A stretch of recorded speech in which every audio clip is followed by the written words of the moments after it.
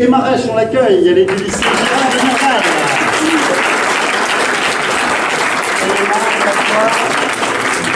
Très bien. Tu traverses.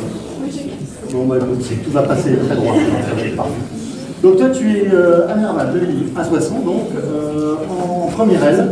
Tu as traité un sujet qui t'appelle en deuxième position, qui était celui de l'amour. Vous vous souvenez, pour ceux qui étaient là, peut-être un peu. Les parents s'en souviennent encore. Sa maman pleurait, son père...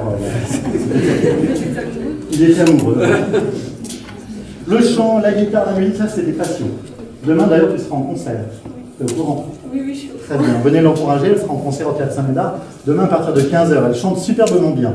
Donc tu aimerais enseigner la musique. Passer la grecque de musique directement. Bon, c'est vraiment une passion. La deuxième passion, c'est de nous parler. On t'écoute, on t'encourage avec 1001 applaudissements.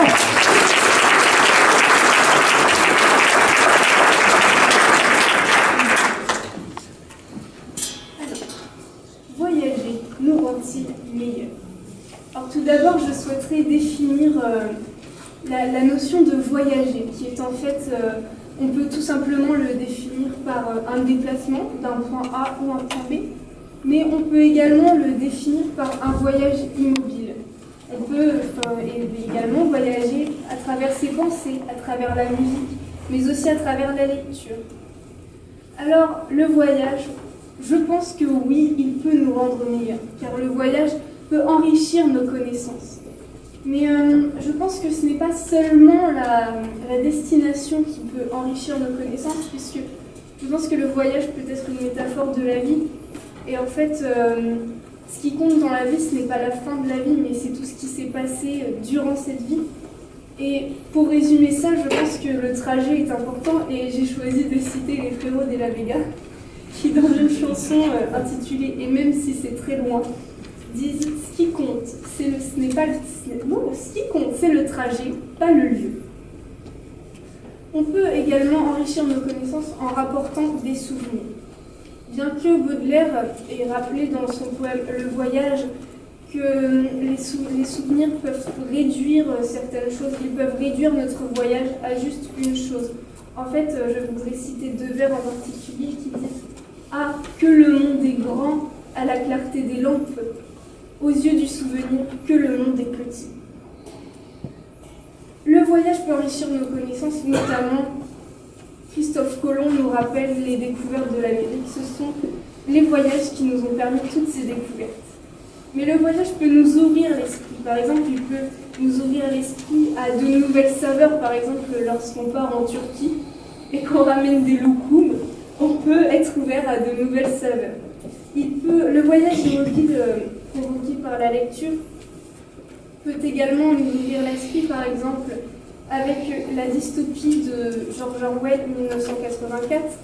George Orwell nous ouvre l'esprit à une société qui n'existe pas, mais qui pourrait être la nôtre.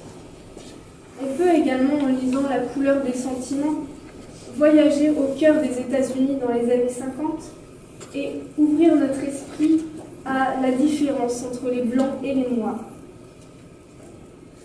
On peut également ouvrir notre esprit à de nouvelles sociétés. Je pense notamment à Diderot, qui au XVIIIe siècle est parti à Londres et a découvert la monarchie parlementaire et a ramené ça en France et cette idée qu'un roi seul ne pouvait pas gouverner.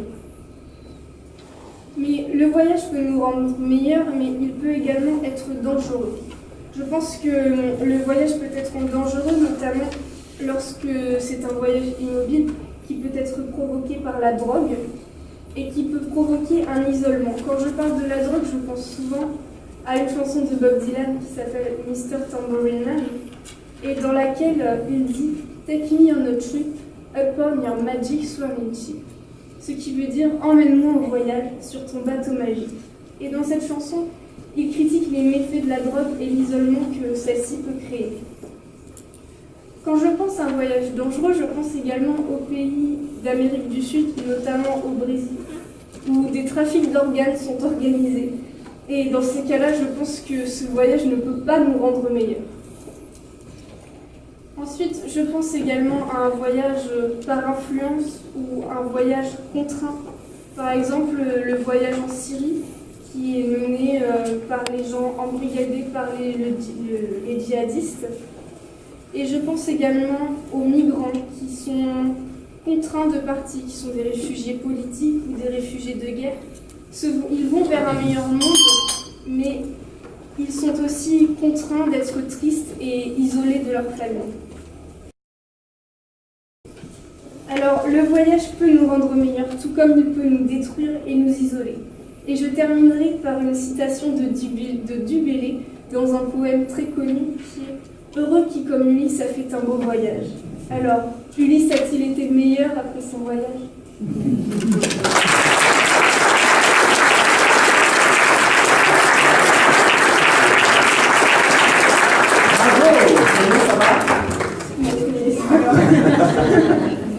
Bon, tu as bien voyagé quand même. Oui. C'est toujours aussi. Tu peux être installé, rejoindre tes fans, on applaudit très fort le temps.